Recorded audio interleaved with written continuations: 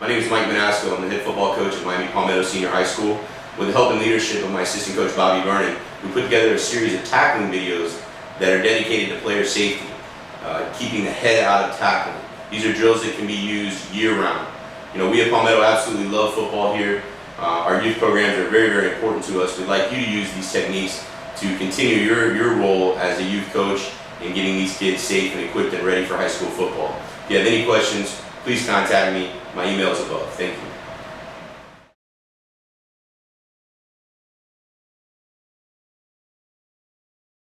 My name is Bobby Vernon. I'm a high school football coach with the Palmetto Panthers in Miami, Florida. When I'm not coaching, I'm a speaker, writer, and business consultant, having spent the majority of my career in the private sector. This video introduces a series of tackling drills, which together form a teaching progression for tackling without helmets and shoulder pads. It's based on my experiences as both a coach and former player, having played at all amateur levels, including youth, high school, and college football. It's also based on my experiences as both a fan and player of the game of rugby. This video was created because I wanted to share what I believe is a safe, effective, and fun way to practice and teach sound tackling, principally to youth and high school football players. I believe if done correctly, this will condition players at an earlier age to keep the head out of the tackle and remain disciplined with their tackling form and technique. I also wanted to create a set of drills that would be easy to implement at all levels, in that they do not require a lot of expensive equipment or complicated logistical coordination.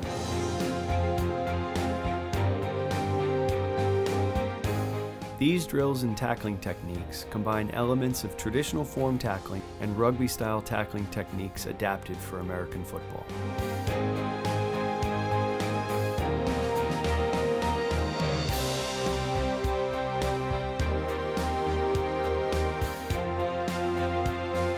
The truth is that traditional tackling form and technique in American football is not radically different from tackling in the game of rugby. Many of the elements of an effective tackle are actually the same in both sports, with a few small technical differences.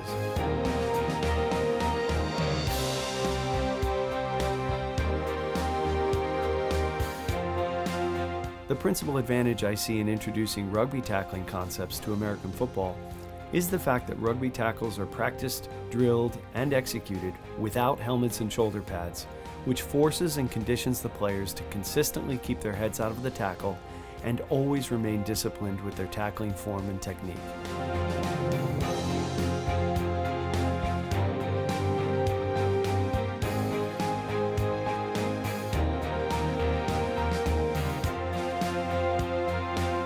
It's been my observation that teaching traditional form tackling technique for American football is fine in theory, but very often both theory and form go out the window the day the kids strap on the helmet and shoulder pads, where big hits to or with the head are often encouraged and celebrated over sound tackling. It's clear to me that one of the best ways to teach sound tackling and to condition players to keep their heads out of the tackle is to actually drill and practice live shoulder tackling, just like rugby players.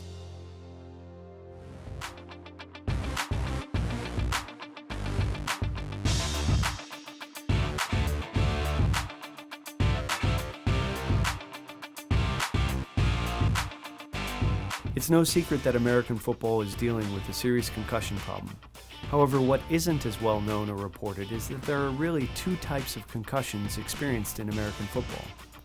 Those that are the result of an accident, and those that result from an intentional act, meaning they were caused on purpose by either using one's own head to deliver a blow or intentionally targeting and hitting an opponent's head.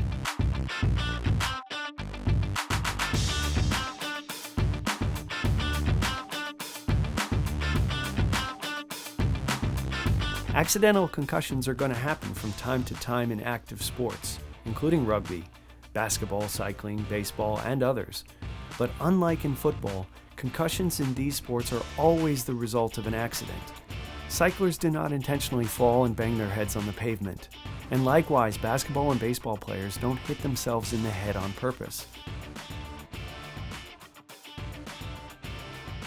While it is important that we continue to study concussions and become better at treating them, eliminating all concussions from sports, or life for that matter, is realistically impossible.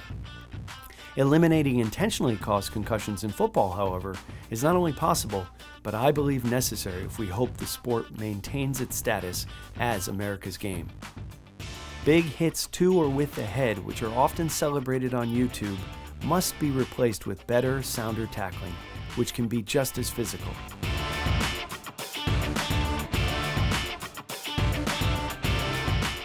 American football's origins are derived from the sport of rugby. So there's no reason why we shouldn't look to it for lessons which can improve our tackling and make the game safer. Recently, some extremely accomplished professional and college coaches have begun to embrace the concept of rugby-style tackling techniques. But as I've said, I believe it's less about the technique and more about the way rugby tackles are practiced, which is in a live environment without helmets and shoulder pads. I hope you enjoy this drill video. Please share your comments and questions and check out our blog, which is dedicated to improving both the culture and sport of American football.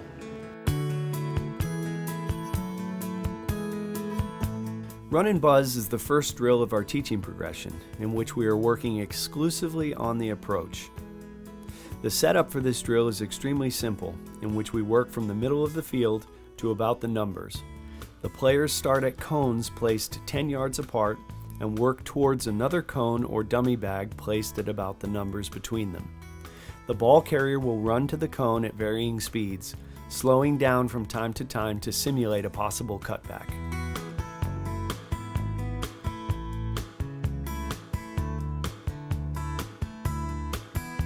We start the defender in a leveraged position, meaning an inside shade to the ball carrier. And in this drill, we are working on three principal concepts. First, the player should maintain his leveraged position on the ball carrier all the way to the cone. As the ball carrier slows down to potentially cut back, the defender buzzes his feet to slow down and maintain his shade or leverage.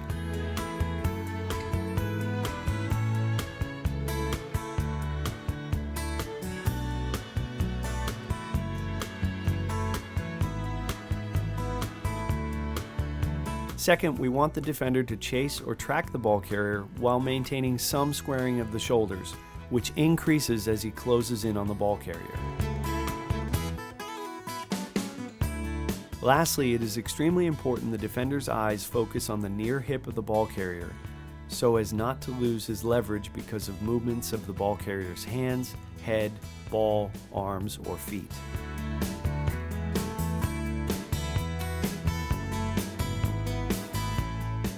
I am a huge advocate of flag football for many reasons, but for young players learning to tackle, playing flag football forces players to focus on the hip of the ball carrier because that's where the flags are worn. We work our approach in this tracking concept in just about all of our tackling drills. We believe the approach is an extremely important and often under-drilled aspect of sound tackling.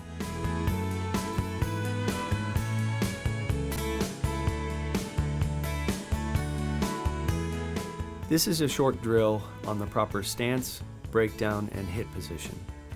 Our players are taught to keep their head up, sink their hips, bend their knees, and to maintain a slight arch in the back with their hands ready. We drill this hit position by simply fitting to a teammate in which the ball carrier steps one way or the other, while the defender steps to the ball carrier with his near foot while maintaining his form. We emphasize a power step towards the target, arms cocked, back arched, and head up. We also want to get the foot with our power step as near to the ball carrier as possible to avoid having to leave our feet to make the tackle.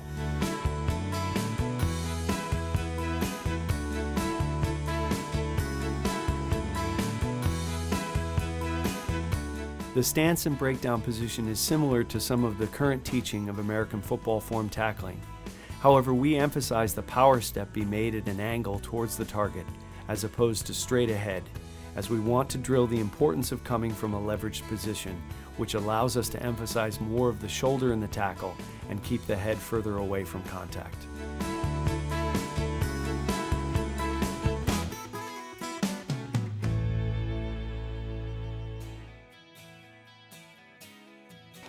So the second drill in our teaching progression is what we call hip, rip, and wrap. It's another two-part drill like the run, buzz, and breakdown. Only here we move from the contact point to the follow through. Okay, we're borrowing a lot of the same elements that are taught in traditional form tackling, some of the stuff that USA football is doing. We're not really rewriting the book here. However, there are a few subtle differences in technique and form that we teach. In the first part of the drill, the players are on their knees, but their upper body is in the proper hip position. The tops of their feet should be flat on the ground so as to force the players to use their hips and not their toes. The players will then explode up using only their hips and arms and land on the bag. It is important the players keep their eyes up and an arched back, which will ensure the head is not dropped.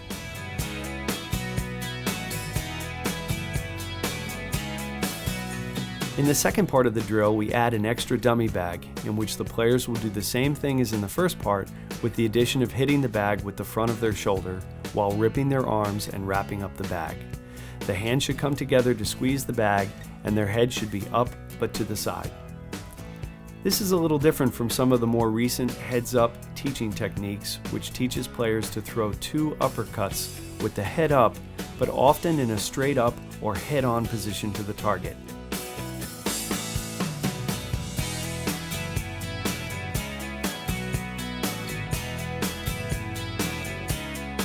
In our next drill video, we will put the concepts from the first 3 drills together and move from tackling dummy bags to real teammates.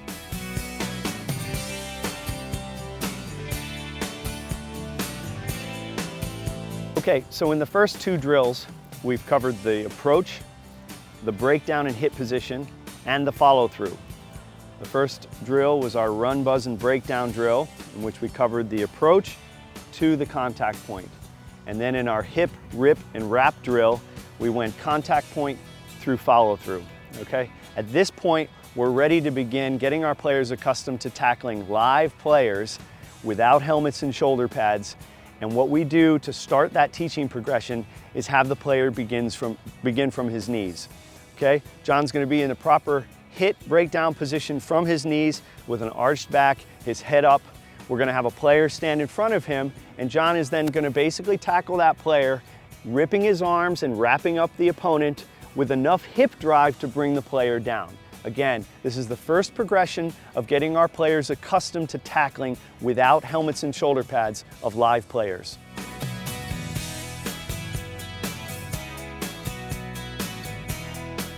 I think it's important to mention that using the word wrap these days is often criticized because players sometimes try to tackle by wrapping around the ball carrier, which can cause the head to drop down and expose the crown of the head and neck to injury.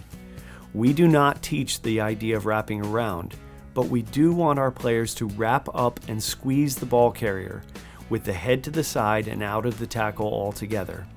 I prefer teaching and working to get more of the shoulder into the tackle in a leveraged fashion like rugby players, as opposed to some of the current football tackling theory which teaches the double uppercut concept, which can force more of a head-on form tackle leading with the chest. As you can see, we perform this drill from both sides, working both the left and right shoulder tackles. It is best to have players of similar size matched up for this drill, given that they are working from their knees. In subsequent drill videos, as we move through the teaching progression, you will see that our shoulder tackles may be low, high, or have a roll element for the takedown. For the purposes of this drill series, we will sometimes refer to these types of tackles as Panther tackles, as we are the Miami Palmetto Panthers. But to reiterate, they are simply shoulder tackles made from a leveraged position, which may be low, high, or have a roll element to them. In our next drill, we will work against full-size dummy bags to practice our targeting, which is always away from the head.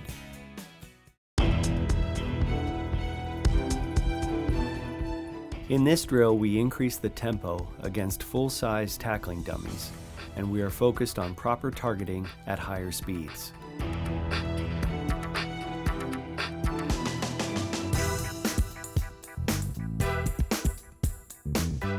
We want to hit the dummy bag with our shoulder, and the head should be up and to the side. We are looking for strict shoulder placement in the target area, which is the thigh or hip for low and roll tackles, and near pec or near number for high tackles.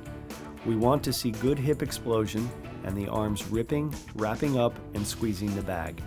There should be sufficient leg drive or roll to move or take down the dummy.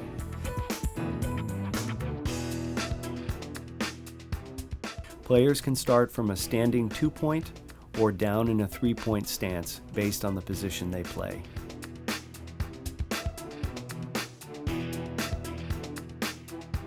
As you can see, we have the players working from a leveraged position, and we work from both sides, practicing left and right shoulder tackles. We emphasize a strict target area being from the mid-thigh to top of the pec, always away from the neck and head of our opponent. We place easy-to-see colored tape to reinforce the required target areas for these types of shoulder or rugby-style tackles.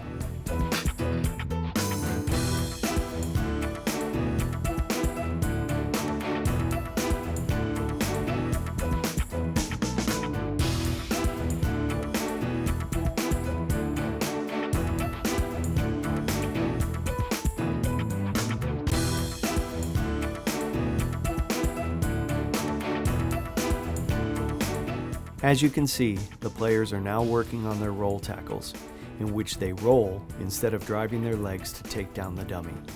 Roll tackles are low shoulder tackles which target the near thigh or hip of the ball carrier.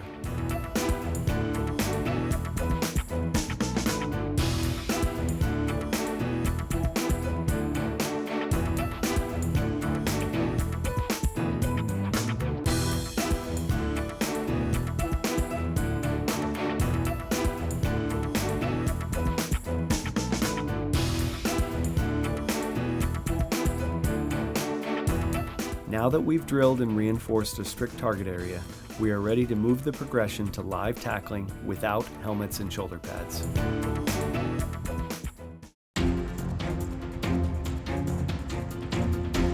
This is another simple drill setup in which we place 2 players about 6 yards apart who will run to a cone or spot about 5 yards away, which is where the defender will make an actual tackle on the ball carrier.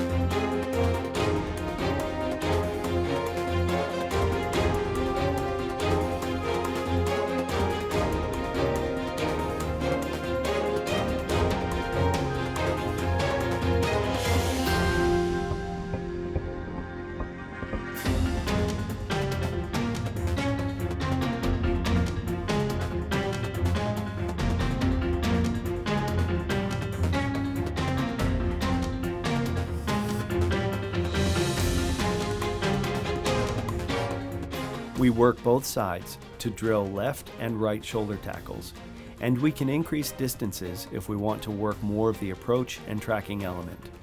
For smaller kids, less than 100 pounds, speeds can be increased to 3/4. And for larger players, say over 200 pounds, we believe 1/4 to half speed is best.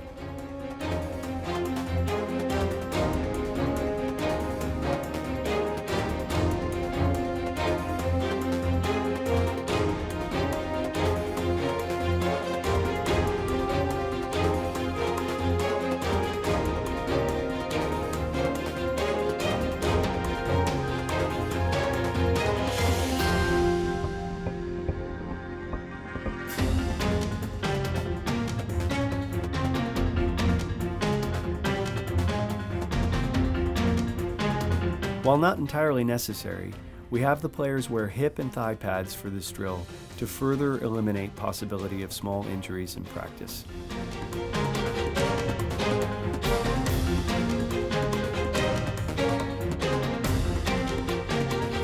In our next drill, we will increase distances and add a cutback element as we continue to practice, drill, and condition our players to keep their heads out of the tackle by executing live tackles on moving players without helmets or shoulder pads.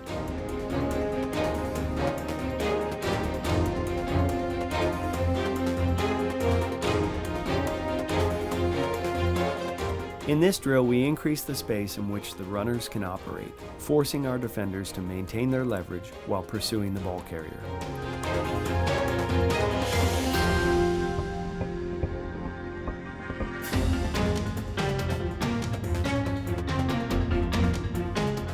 We work this drill mostly from the numbers to the sideline and simulate a ball carrier trying to get vertical and cutting back against our pursuit.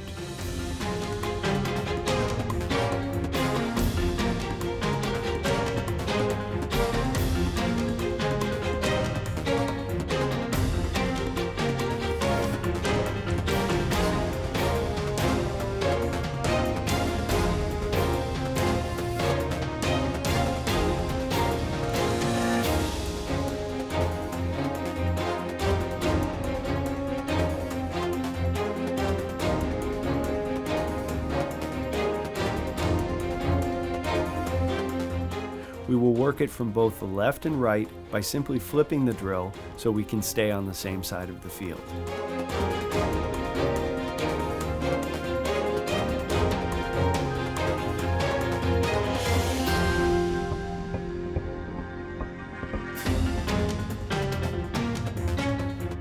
As I've said throughout this drill series and teaching progression, I believe the principal benefit of rugby-style tackling is the fact that it is practiced and played in a live environment without helmets and shoulder pads, which forces players to keep the head out of the tackle and remain disciplined in their tackling form and technique.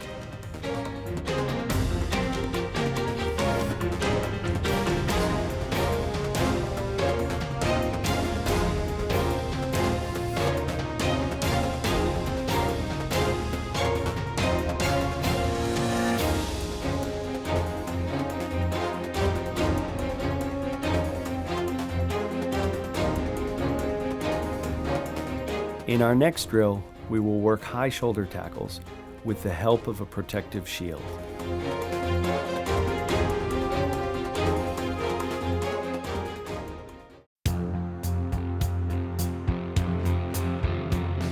This drill setup is similar to the live low Panther tackling drill, with the only difference being that the ball carrier will use a protective shield or wear a vest, and we do not bring the player to the ground.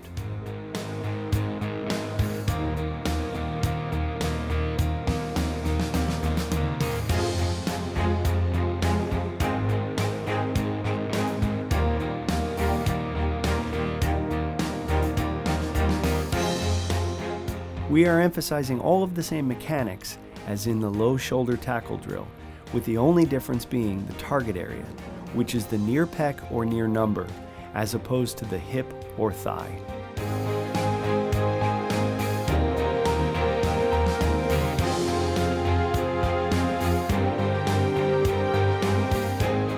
We place two players about 6 yards apart initially, in which they will drill high shoulder tackles at about half speed. We work both sides and can increase distances if we want to work more of the approach and tracking element. We emphasize the eyes on near number or near pec, maintaining leverage, shoulder to the target, head on near side, eyes up, arms rip and wrap, and good leg drive.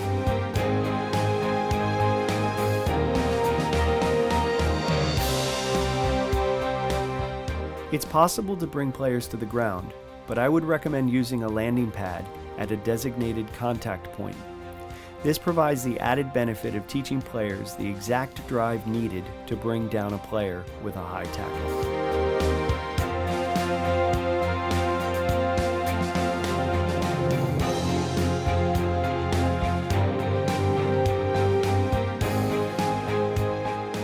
In our next and final drill, we will work full-speed Panther tackles of all types, low, high, and roll tackles, against tackling dummies and set up game-type simulations where possible.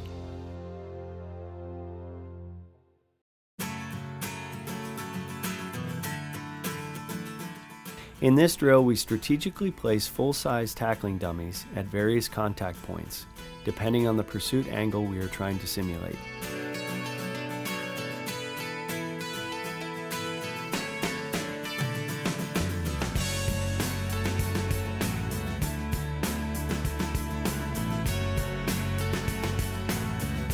For linebackers and defensive ends, for example, the distances may be shorter, and for defensive backs, the distances perhaps may be greater. There is room for creativity here. In this drill, we are working outside runs and short pass plays, slants, hitches, spots, and speed outs. But there is room to get more creative with additional routes and pursuit angles. In all of the simulations, we have a ball carrier run full speed to just behind the dummy bag, getting out of the way quickly so the defender can then practice the full speed tackle.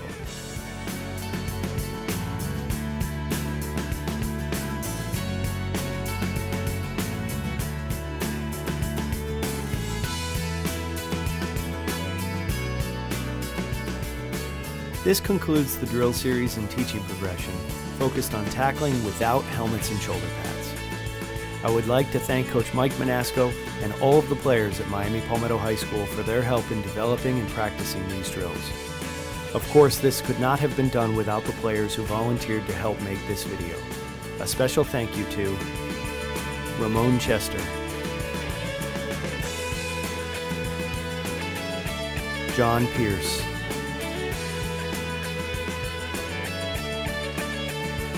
Christian Pierre-Louis, CP, Daniel Walker, DJ, and Daryl Scott.